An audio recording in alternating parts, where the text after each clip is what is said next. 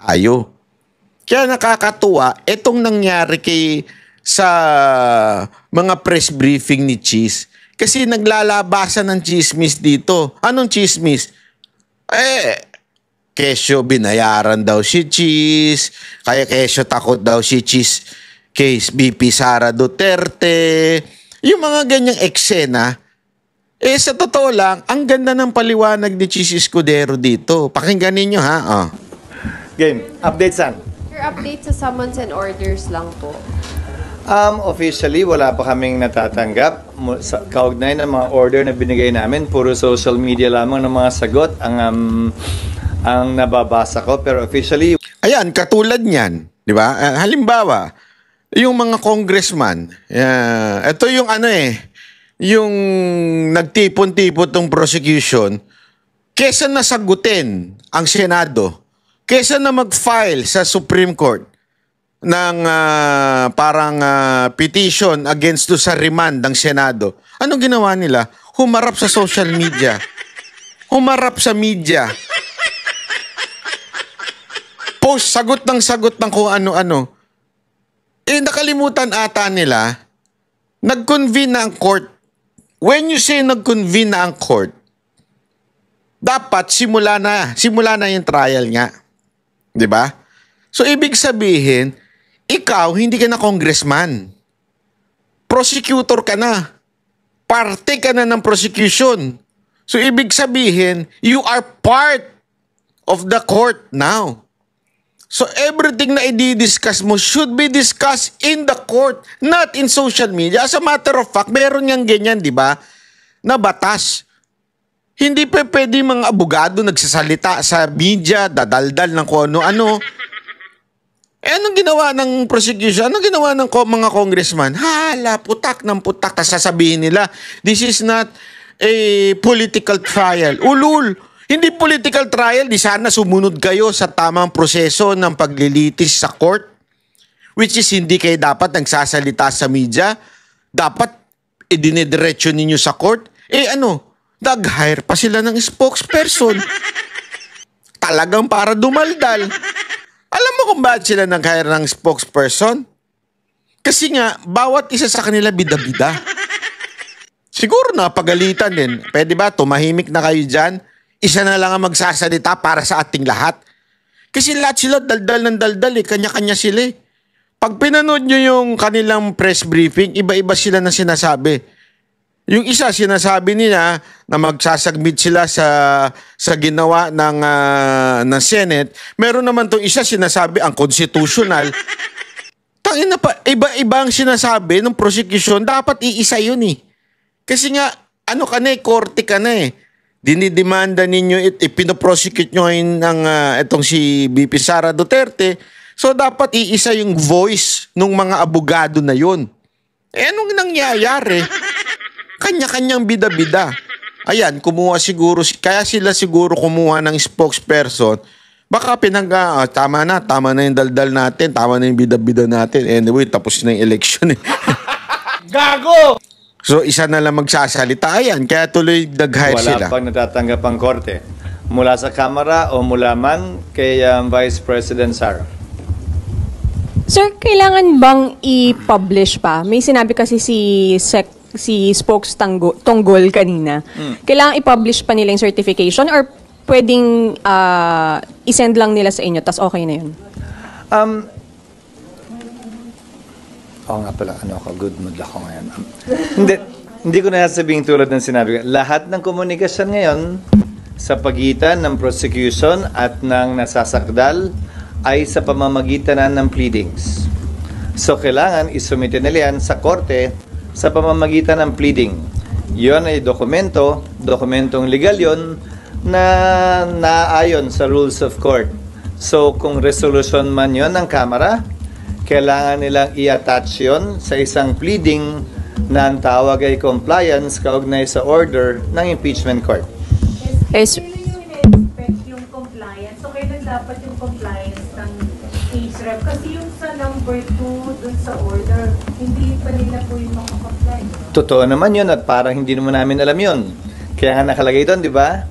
Compliance kaugnay sa pagsunod sa 1-year ban Yan ay kailangan isumite ng 19th Congress at compliance kaugnay sa desidido pa ba silang ituloy ito sa panibagong Kongreso dahil hindi nga pwedeng i-bind ng 19th Congress, 19th House, ang 20th House. So yun, dapat ibigay naman ng 20th Congress.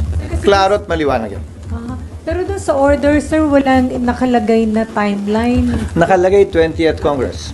I mean, sir, yung sa order number 1, so dapat may sagot, may compliance sila doon sa number 1 doon sa order. Pwede nilang paghiwalayan na isumite yun, pwede rin nilang sabay isumite yun sa kasabay na ng 20th Congress. SP yung attestation, yung attestation hanggang June 30 lang. Alin? Yung attestation hanggang June 30 kasi 19 Congress. Hindi. Ang sasagot ng compliance sa 1-year ban ay 19th Congress. Siyempre, sila gumawa niyan eh. Kaya nga sir, Hanggang June 30 lamang nila pwedeng i-file yon dahil wala silang authority na i-file na yon pagkatapos ng June 30. Pero wala naman deadline. So, kung hindi man nila i-file yon, pwedeng i-file yung attestation na yon sa 20th Congress. Wala naman deadline yun eh. Pero akala ko ba SP yung 19th ang dapat sumagot ng attestation? Sana. Pero, paano kung yung 20th Congress magbago ng isip at sabihin yung pinasang resolusyon ng 19th na compliance sa 1-year ban na hindi pala compliant? So, may posibilidad na 20th Congress din ang sumagot nun kung ninanais nila. Ayokong pangunahan yung 20th House of Representatives. So walang problema SP kung hindi umabot hanggang June 30 yung attestation? Wala, dahil wala rin namang mangyayari dahil aantayin din nga natin yung masagot yung summons at pagdating ng panahong yun na makapagsumite ng reply ang prosecutors ay 2 araw na lamang naiiwan bago mag-lapse yung authority ng prosecutors sa June 30. Sabi ni Congressman Arnan Panaligan, one of the congressman prosecutors, malabo daw yung order kaya hihingi sila ng clarification. Okay lang pero hindi siya pwede magsalita sa ngalan ng lahat hanggat wala kami natatanggap na pleading. Ulitin ko, alam kong political process ito, pero hindi na ito madadala sa mga interview, press release at saka social media post. Kung ano man ang ninanais ng Kamara, dapat sila magsalita in one voice, in unison, sa pamamagitan ng isang pleading na isasubmit sa impeachment court. Hindi pwedeng pa isa-isa silang sasagot at magpapa-interview na lamang at yun yung sasagutin namin pa isa-isa din. We will only answer, if at all, any formal communication submitted through a pleading by the House Prosecution Panel representing the House of Representatives. O tamo, kahit yung tono ko, parang nice, di ba?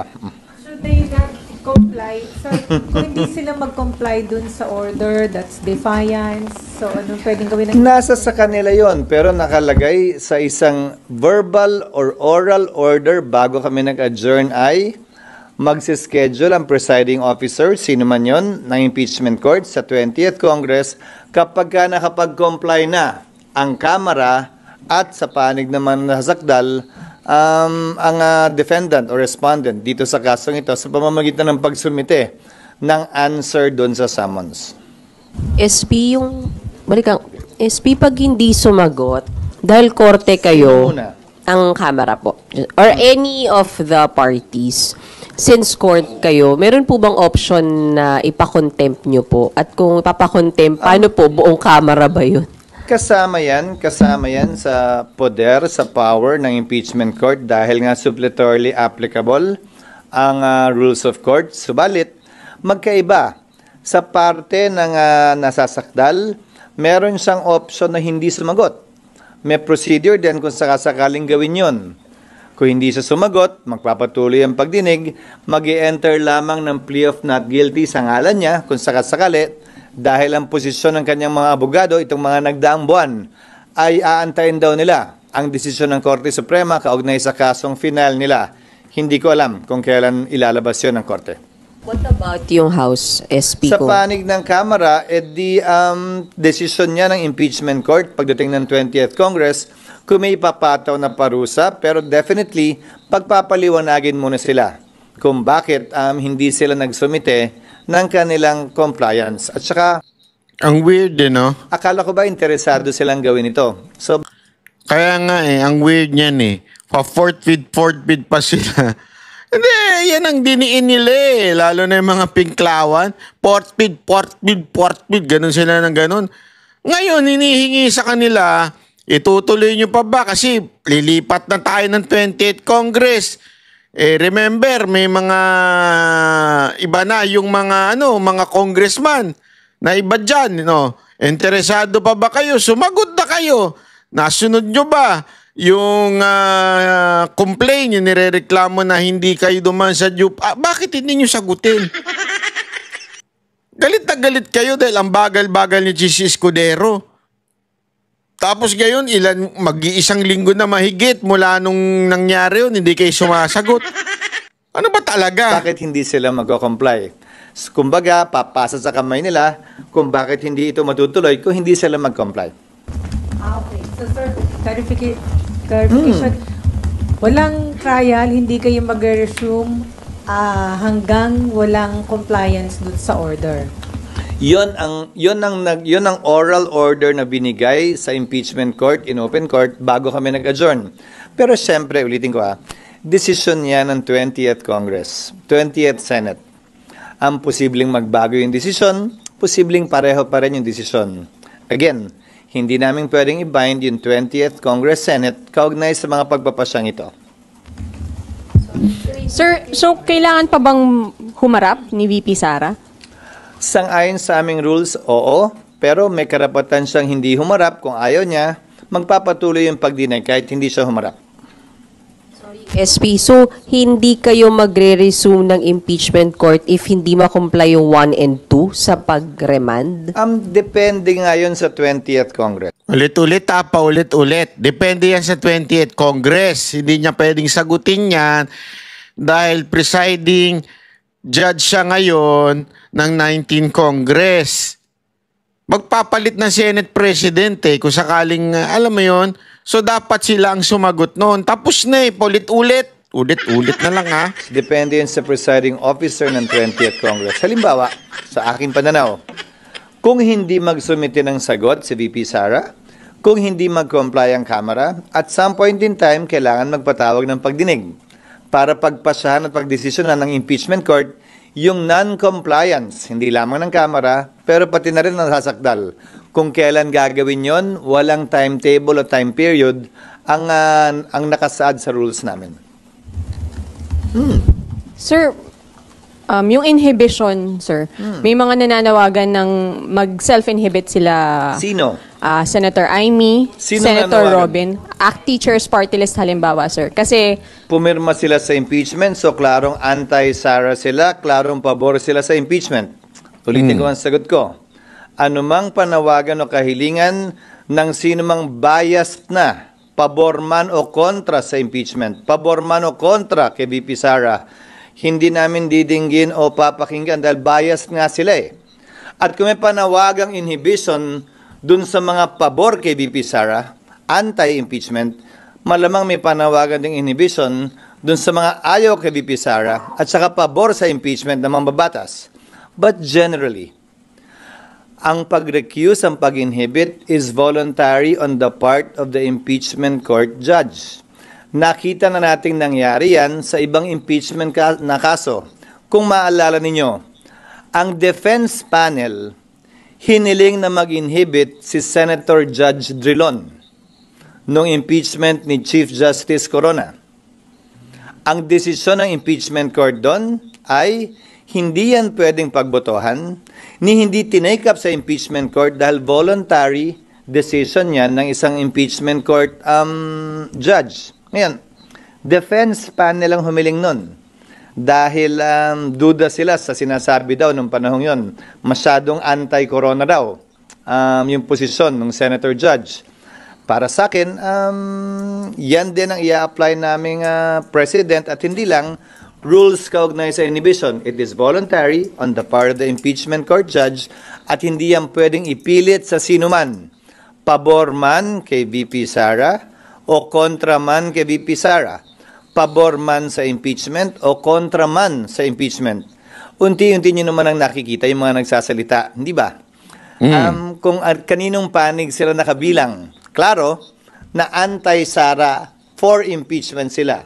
Klaro din yung iba na for Sara at anti-impeachment sila. Pagka, ang boto na kailangan ay based dun sa number of seats or based sa 24. So kung marami mag-inhibit kung sakali, maapektuhan yun. Hindi mangyayari yun sa pananaw ko. Hypothetical na naman yan. Nakasaad sa rules at ayon din sa ruling ng chair ng impeachment ni Chief Justice Corona na magsisilbing president. Pwede lamang matanggal sa bilang ang sinumang senator judge kapag tinanggal sila bilang senador sa ilalim ng ethics at disciplinary procedure ng Senado. Hindi Kasi ang issue dito yung pinapa-inhibit yung yung mga judges, halimbawa tulad ni Senator Robin at saka nila Bato, tsaka ni Amy, pinapa-inhibit sila dahil nga daw bias kay VP Sara Duterte o definitely anti-impeachment. That is so unfair kasi paano naman yung iba? 'Di ba? Sinasabi nila dahil nga in-endorse ni VP Sara Duterte, especially yung Duterte, yung may mga papasok pa, katulad ni Marcoleta, sandali. Paano naman yung in-endorse ni ngayon? Putak ng putak si Soto. Di ba? Na tipong mali ang ginagawa ng Senado. Would you consider that na dapat mag-inhibit din siya? Kaya nga, there is no specific rule o law na dapat mag-inhibit. Meron kasing isa ako narinig na comment. Ay, si pangalan nito. Laging sablay na ini-interview ng TV5. Yung abogado nila doon. Yung in-house abogado nila na sablay. Pangalan nun, nakalimutan ko na yung pangalan nung walang yun. Sinabi niya, kasi daw sa court, nag-i-inhibit ang judge. Kunwari merong nakitang bias, which is mag-i-inhibit lang ang judge pag siya mismo nagdesisyon mag-inhibit. Nagigets nyo? You know why?